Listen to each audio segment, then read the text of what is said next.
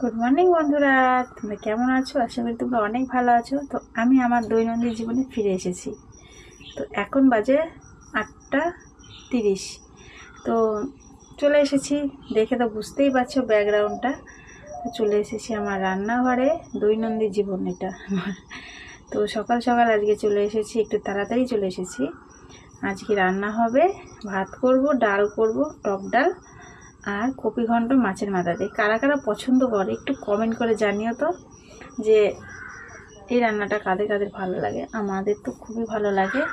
তো এখন নতুন নতুন কফি ও নতুন নতুন সিম, মূলো, এগুলো কিন্তু বেশ ভালোই লাগে, তাই না বলো? আর কিছুদিন পরে কিন্তু আর এই মূলো ফুলো এইসব ভালো লাগবে না, একদমই না। আমার তো ভালো লাগে না, এখন জানি না কার কীরকম লাগে। আমার কীরকম একটা গন্ধ গন্ধ লাগে। তো চলো বন্ধুরা, আমার এই কথাগুলো তোমাদের কাদের কাদের ভালো লেগেছে একটু কমেন্ট করে জানিয়ে, যদি ভালো লেগে